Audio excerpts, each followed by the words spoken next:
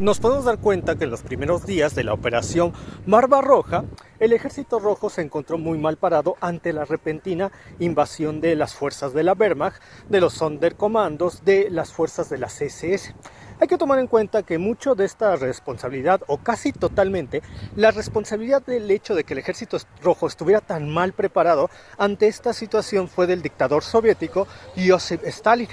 Ya en los meses anteriores a Barbarroja, que inició el 22 de julio de 1941, la inteligencia soviética había recibido numerosos reportes de que se preparaba un gran ataque contra la parte oeste de la URSS. Sin embargo, Stalin no creyó que en estas advertencias, en las cuales inclusive hubo 80 llamados de emergencia sobre movimientos que estaba haciendo el ejército alemán una vez que había fracasado su invasión de Inglaterra, y además del hecho de que Hitler extrañaba llevar a cabo operaciones terrestres, que era lo que más le fascinaban al Führer alemán.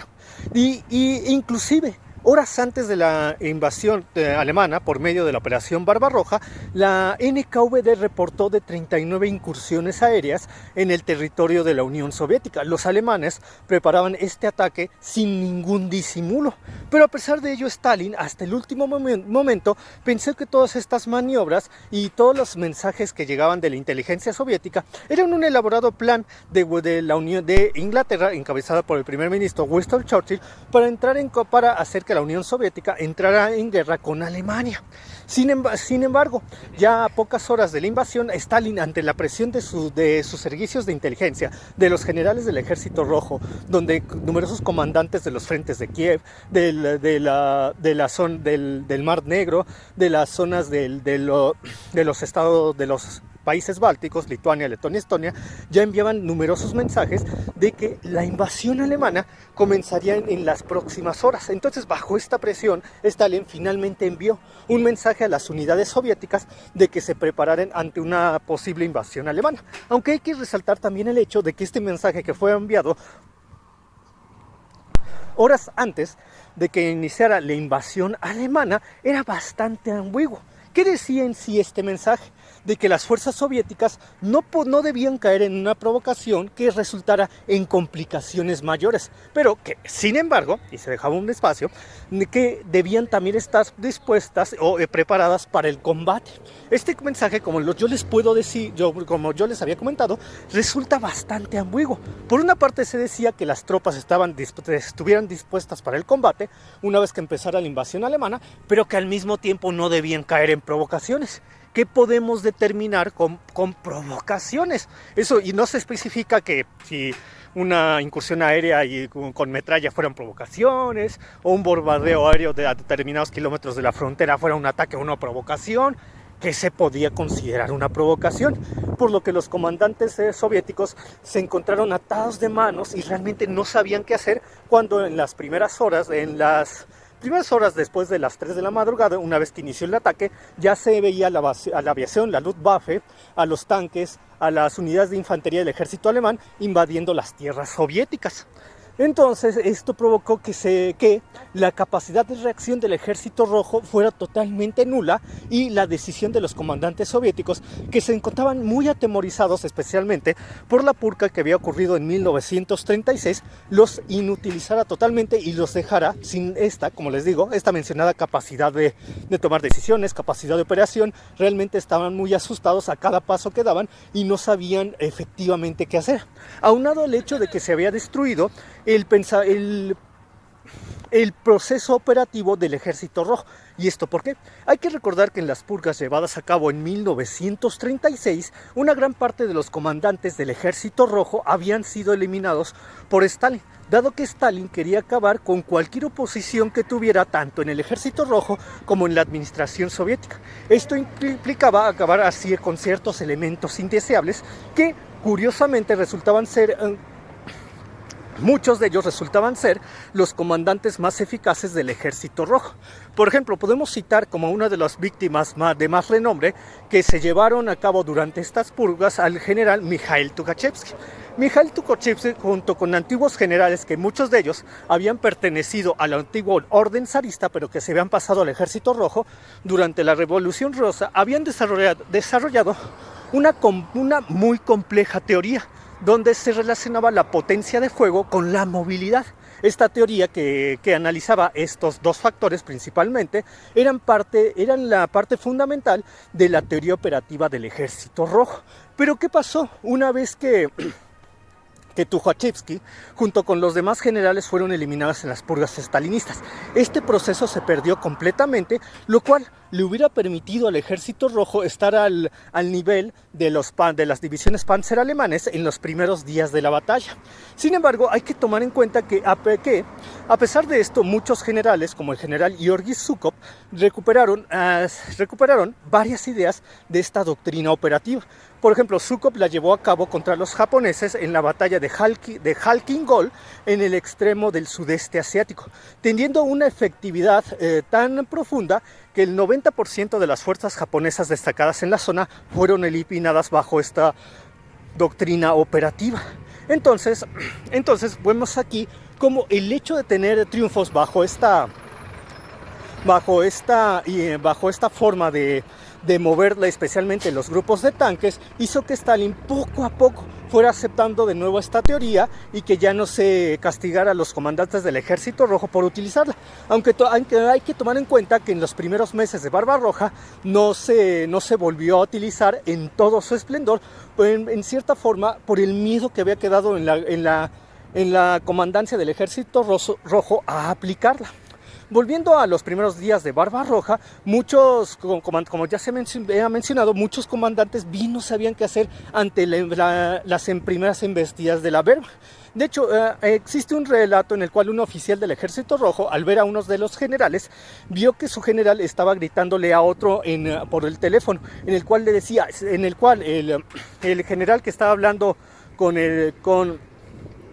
este general que acabo de mencionar por teléfono, le mencionaba de los movimientos que estaban teniendo los alemanes. Pero el otro general respondía que ya sabía todo esto, que la superioridad lo sabía perfectamente, pero a pesar de ello no podían hacer mucho porque las órdenes desde el Comando Supremo encabezado por Stalin aún no se definían de manera clara. Entonces podemos ver la total incapacidad que tenían los generales del Ejército Rojo ante el miedo de desobedecer órdenes que en sí resultaban bastante ambiguas. También nos podemos dar cuenta que esto provocó que en las primeras semanas de guerra el ejército alemán penetrara profundamente en la Unión Soviética. Lo que no hubiera ocurrido si en la teoría operativa del Ejército Rojo no se hubieran extirpado estas formas de hacer la guerra, las cuales posteriormente serían llamadas como las operaciones en profundidad. Bajo estos movimientos tácticos hacía que los grupos de tanques del Ejército Rojo pudieran moverse de manera adecuada una vez que entraban en batalla como las divisiones Panzer alemanas. Aunque acaba de resaltar el hecho que en los primeras semanas, e inclusive en los primeros meses de la Operación Barbarroja, es decir, de la invasión de la Wehrmacht, con alrededor de 3 millones de soldados y 1 millón de soldados aliados sobre la URSS, estos movimientos tácticos provenientes principalmente de las ideas de Tukhachevsky y sus generales cercanos no se aplicaron. Todavía quedaba en los generales soviéticos, a pesar de que el veto a estas doctrinas había sido levantada, todavía quedaba en los generales soviéticos el miedo a utilizarlas. Entonces podemos darnos cuenta que por el frente norte, por el frente centro y por el frente sur de la invasión alemana a la Unión Soviética, en verdad, para muchos comandantes alemanes fue casi un paseo. Podemos, por ejemplo, citar las palabras del general von Manstein, uno de los generales más brillantes, o tal vez el general más brillante de la Wehrmacht durante la Segunda Guerra Mundial, que a tan solo 3 semanas de haber comenzado la invasión ya se encontraba a medio camino desde el punto de partida hacia la ciudad de Leningrado. Como él mismo decía, esta operación estaba resultando ser en el sueño de todo comandante de blindados. O podemos dar cuenta en las ideas que tenía el general Halder, el jefe del Estado Mayor alemán, sobre el hecho de que en sus anotaciones vistas en las primeras semanas del conflicto, él estaba seguro que ya la victoria se daría a cabo en los próximos días, en el cual el ejército rojo se rendiría. Y en el frente, podemos también destacar que en el frente sur, los generales y comandantes alemanes avanzaban muy rápido sobre ciudades como lo es Kiev, Kharkov, donde inclusive en el frente de Kiev hubo un rodeo de soldados soviéticos, del cual resultó de 660,000 soldados capturados. Pero ¿a qué se debió esta pérdida de un número tan elevado de soldados por parte del ejército rojo? Bueno, hay que decir que Stalin había asegurado a Winston Churchill que la Unión Soviética nunca se retiraría de Leningrado, Moscú y Kiev. El hecho de asegurar esto, aunado al orgullo del propio líder soviético, hizo que este rechazara la solicitud del general Georgy Zhukov ante la retirada de las tropas soviéticas, porque ya se veía que un cerco se iba a completar por medio del cual se iban a perder un gran número de hombres. Sin embargo, como les he mencionado, el orgullo del dictador soviético impidió este retiro y pasó justo lo que había dicho Zhukov, el rodeo de los ejércitos soviéticos alrededor de la actual capital ucraniana y la pérdida de un número tan elevado de soldados del ejército rojo. A medida que se desarrollaba la operación Barbarroja, el ejército rojo estaba teniendo numerosas pérdidas. En las primeras semanas ya se habían reportado unas bajas de 2 millones de hombres, 2,000 tanques perdidos y 2,000 aviones perdidos. ¿Esto por qué? Porque como no se dio la alerta de una forma rápida ante la inminente invasión de las fuerzas alemanas, gran parte de los aviones del ejército rojo se encontraban aún en los aeródromos y cuando empezaron a ser destruidos ni siquiera habían despegado. Los soldados de la Luftwaffe se daban cuenta de forma sorprendente que cuando llegaban a los aeródromos soviéticos, a los cuales habían sido localizados y reconocidos por medio de las incursiones que habían ocurrido previamente sobre el territorio soviético, solamente les quedaba destruir estas aeronaves que se encontraban en fila, totalmente estacionadas. De los pocos aviones que lograron despegar, estos fueron derribados de una manera muy sencilla por la Luftwaffe, porque la mayoría de los pilotos rusos, no tenían ninguna experiencia en combate y de hecho decían los comandantes de la Luftwaffe que estas operaciones sobre pilotos sin ninguna experiencia resultaban en un infanticidio. Entonces aquí tenemos cómo la Wehrmacht avanzaba de manera imparable sobre las tierras soviéticas. De tal manera que Hitler se mostraba con un ánimo eufórico ante ya su inminente victoria sobre la Unión Soviética, o al menos así lo creían la mayoría de los generales alemanes, aunque a medida que pasaban las semanas nos podemos dar cuenta que ante la vastedad del territorio soviético, ante los malos caminos, ante las malas comunicaciones, hay que tomar en cuenta que gran parte de los caminos de la Unión Soviética eran caminos de terracería en los cuales la más mínima lluvia o el inminente invierno hacían que estos se convirtieran en un lodazal, el cual comúnmente llamado Rasputitsa, que en sí quiere decir de manera literal sin caminos, hacía que el avance de la Wehrmacht se empezaba a volver muy lenta. Además, hay que tomar en cuenta que gran parte de la artillería del ejército alemán todavía era jalada por caballos, entonces su avance no podía ser mayor al de la Gran Army de Napoleón de 1812. De tal forma que ya la campaña se estaba acercando al invierno peligrosamente. También hay que considerar que, de hecho, la Operación Barbarroja se tenía planeado para iniciarse en mayo de 1941, no hasta el 22 de junio de 1941. Este retraso se debió al hecho de que el ejército alemán estaba ocupado en los Balcanes apoyando a su aliado italiano, pero también que tenían problemas logísticos de movilización y de agrupación correcta de las unidades de combate. Por otra parte, tenemos el hecho de que Hitler se negó a que sus ropas fueran provistas con ropa de invierno, porque esto era aceptar que la campaña podría alargarse hacia los meses de noviembre, diciembre de 1941, y ya se había hecho entender al ejército alemán que esta campaña no duraría más que unas 3 o 4 semanas. Sin embargo, ¿cuál fue la sorpresa y el desazón del ejército alemán cuando esta campaña ya se aproximaba al mes de octubre y aún ciudades tan importantes como Leningrado o Moscú no habían sido tomadas?